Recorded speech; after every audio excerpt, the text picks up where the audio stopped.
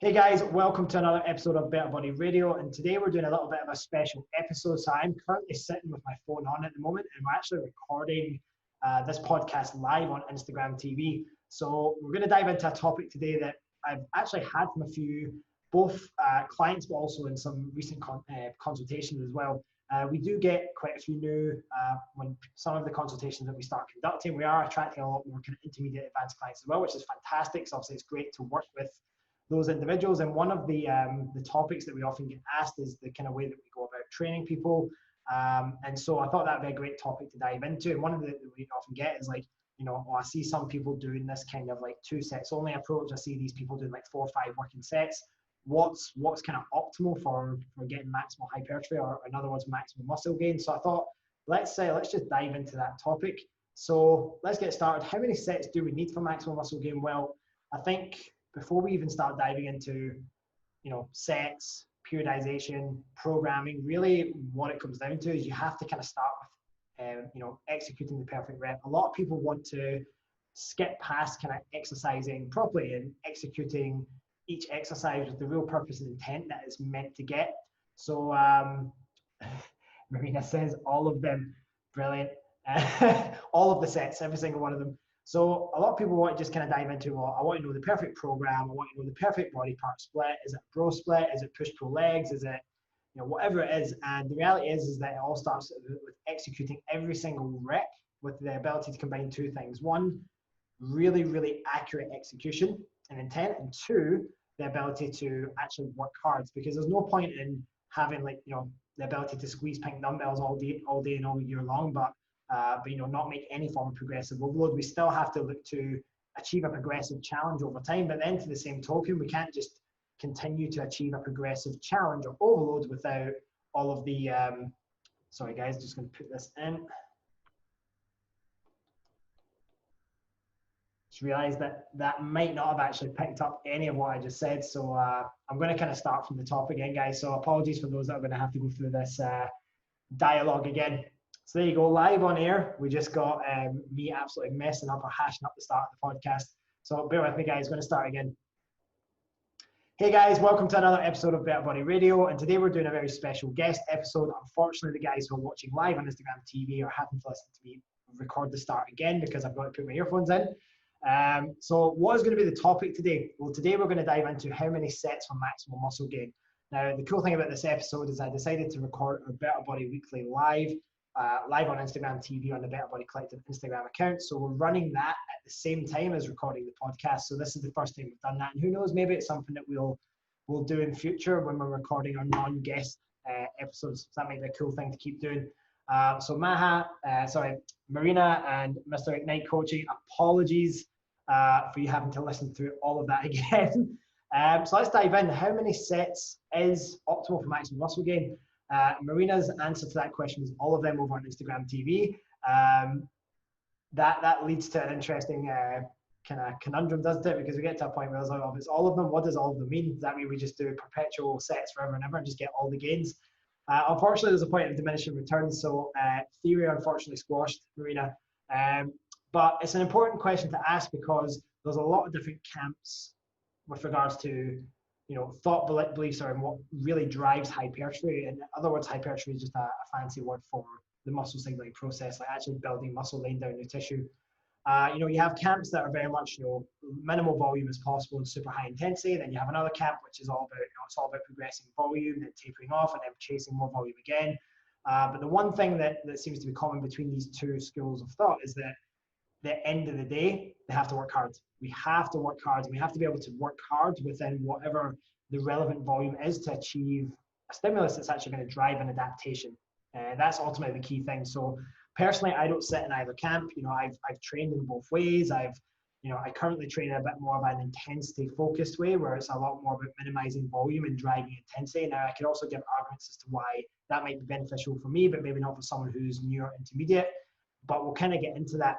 So I think when it comes to what is the best number of sets for maximal gains, and what I kind of said before I realized that I wasn't recording with the headphones before we had to start re-recording, was that it all starts with executing the perfect rep. And this is actually a lot of what my course that I'm going to be releasing at the end of the year for coaches in the UAE to start with is about, which is we need to understand the fundamentals of biomechanics and apply biomechanics so that whenever we perform a rep or execute a rep, from rep 1 through to that last rep in a set, we need to know that that's actually going towards achieving effective volume. Because listen, we could just logbook weights and reps and we can get a total volume or total tonnage, but we don't necessarily, if like the first half of the set looks perfect and the last half of the set looks like dog shit, then can we actually say that as we were getting close to fatigue or failure that volume was effective? And so this is the thing we have to bear in mind, is that it actually all starts with being able to consistently and accurately perform and execute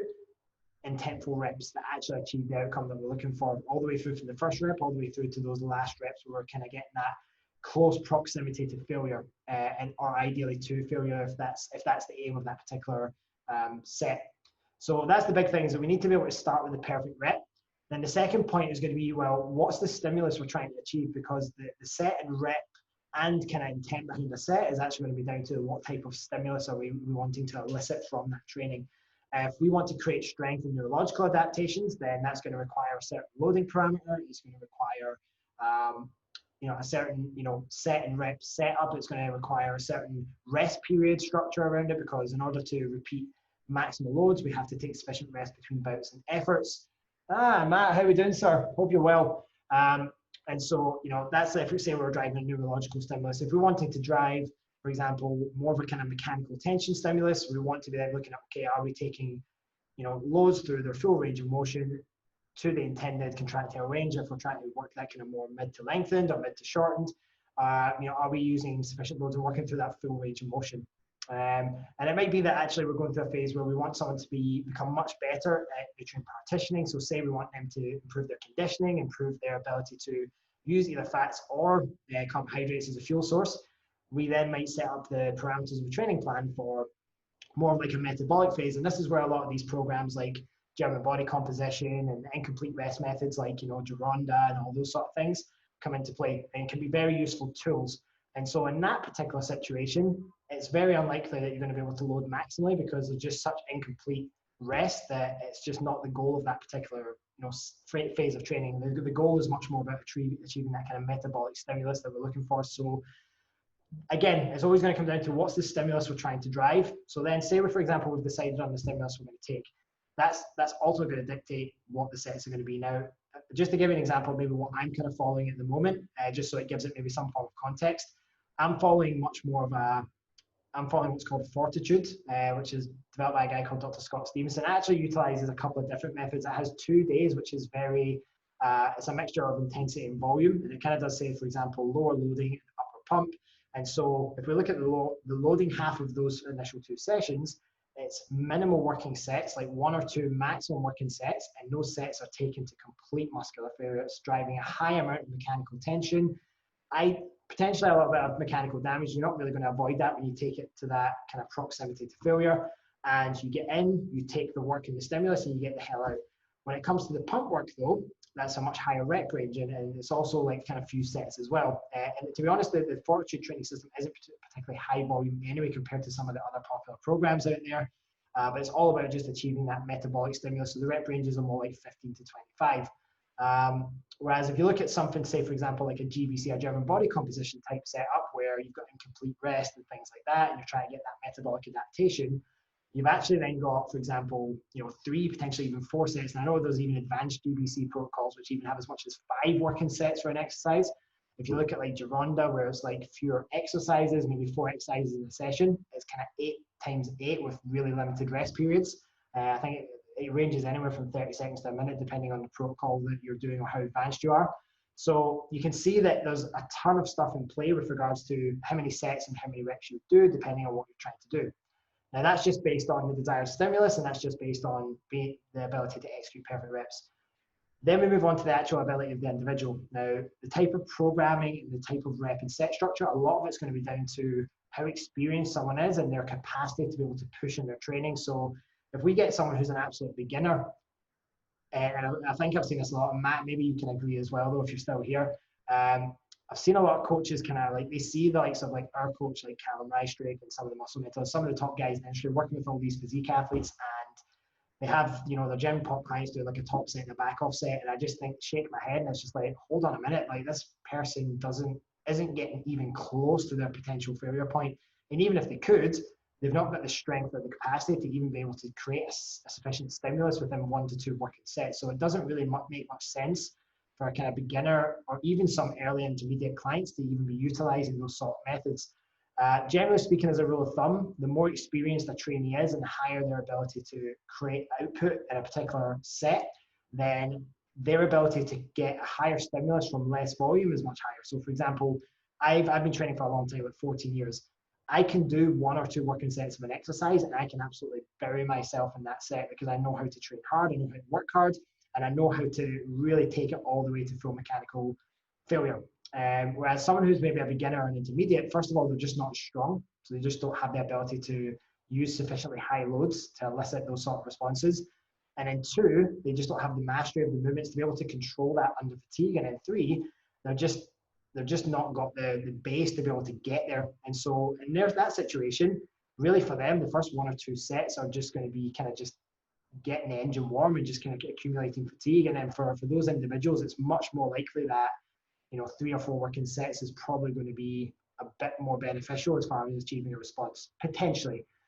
Some beginners, literally, you work with them and you literally take them through 2 to 3 sets of maybe 4 or 5 exercises and they're done for the session because they've just got no base, no capacity.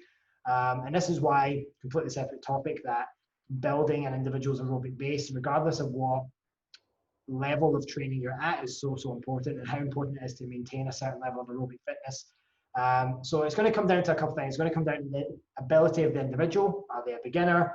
Are they someone who's been used to training for a long time? Have they learned how to train to a high degree of fatigue? Potentially they've trained in close proximity failure, maybe they haven't. And then there's going to come down to the kind of last point, which I'll touch on later, but I'll just kind of bring it in now. It also depends a lot on the kind of psychology of the person. Some individuals are just really wired to really go there. Like they just love emptying the tank. They really love pushing hard on every single working set. And so for those individuals, they mentally will just really lend well to that sort of approach. Whereas when it comes to, some individuals, like, and this is where the kind of maybe the Mike Israetel, the kind of reps in reserve, the kind of higher volume camp come in, is some people either it just really beats up their joints, they just psychologically just don't really see the point or feel the need to go all the way to muscular failure. And so for them, they feel like, well, actually, if I just kind of do week 1 with 3-4 reps in reserve, week 2 with like 2 reps in reserve, week 3 with 1 rep in reserve, and then week 4, I'll bury myself. And then I'll deload, I'll go back to week 1 and I'll kind of crack on again. And that's often how a lot of those guys kind of go about it. And so I think you need to have a certain screw loose to be able to train with that kind of high intensity approach that takes you all the way to full proximity to failure. And for some people, they're just going to enjoy a bit more of a higher volume approach, and neither is necessarily right or wrong. It's what's going to work for that individual. Now, what I would say to that though, is it's really dangerous to get stuck in one camp of thought or one style of training, because we know that there's benefits to be accrued from all the different areas of training and all the different approaches. So I think if I were to have Mark Doherty on here for today's podcast, like I normally do on a Tuesday, Wednesday, we would have he would have probably agreed that switching between different phases of training where you're kind of training for the goal of the stimulus, and you're also going between different set and kind of rep ranges and proximity to failure is probably going to be useful. The only argument I would say to that though is that I just think at some stage, there's only so far you're going to be able to take your volume.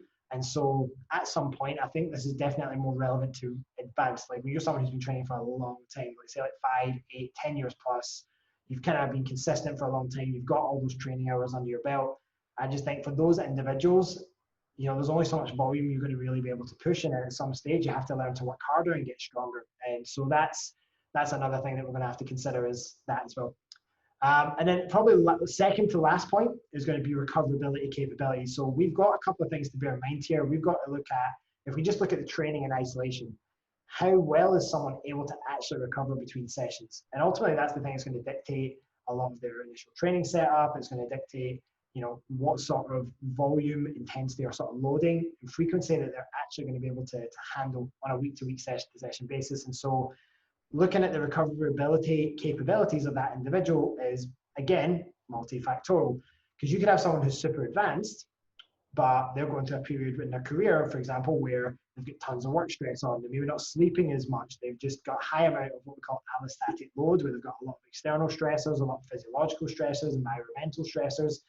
And so even though their ability is high from a training age and ability point of view, the external environment is just not conducive to them pushing super hard at that moment in time. And so that might not be a good time for them to go into the gym and do sets which absolutely bury them every single time.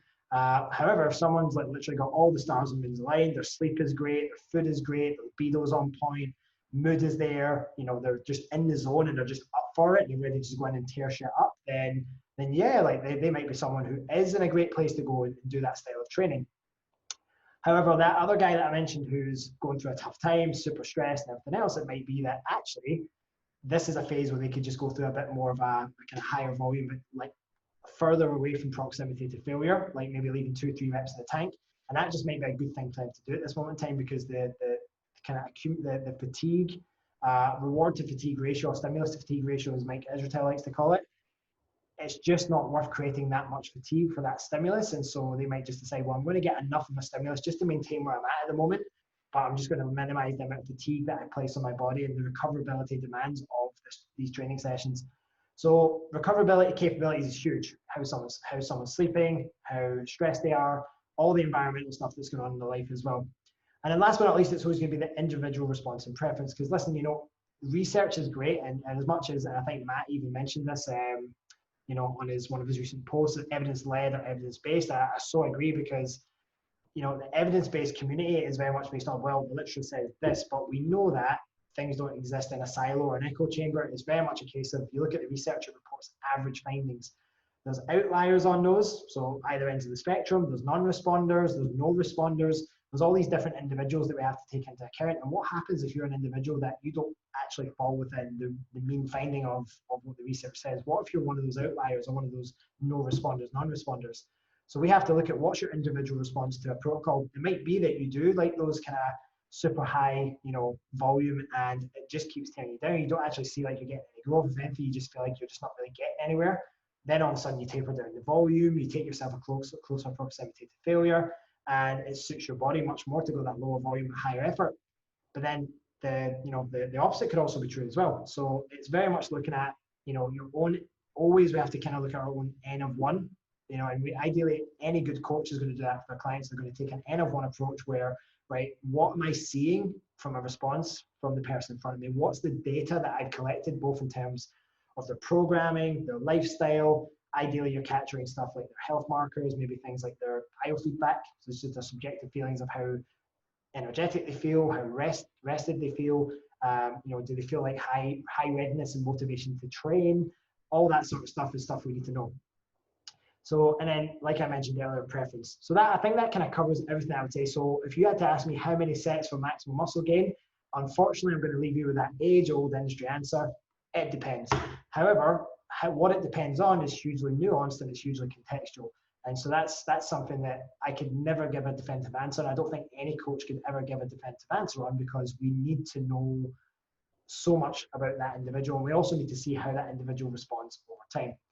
So guys, I hope that was useful for you guys. Again, like I said, to anyone who's listening to this on the podcast view, this is being recorded live on Instagram TV. So what I'm going to do is I'm going to quickly sign off from Instagram TV, and then I'll finish the podcast.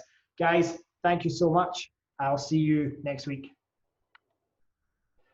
All right, guys, that was another episode of Better Body Radio. So I hope you enjoyed that. So how many sets are optimal for maximal muscle gain? Well, it's hard to say, right? It's hugely contextual, it's hugely nuanced, and it's not something that we can answer without a whole bunch of information. I'm working with the individual in front of us. So if you enjoyed today's episode and you've got any more topics you would like us to discuss, simply send us a direct message on Better Body Collective Instagram. As far as how you can best support the podcast, remember guys, we are on Apple Podcasts, we are on Stitcher, we are on Spotify, and we're also on YouTube as well. So if you prefer to kind of watch things visually and see my ugly mug speaking the podcast through for 10 minutes to potentially an hour if we have a guest speaker on, you can go and check it out on YouTube as well. It's entirely up to you. If you are listening on Apple Podcasts, the best thing you can do is leave us a 5-star review and leave us some comments about what specifically resonated with you on the episode. If you're on any of the other podcast platforms, just hit that subscribe button and just be kept up to date with each new episode that comes out each and every week. Other than that, guys, that's us all signing off for this week on Better Body Radio, and I'll see you for episode number 35.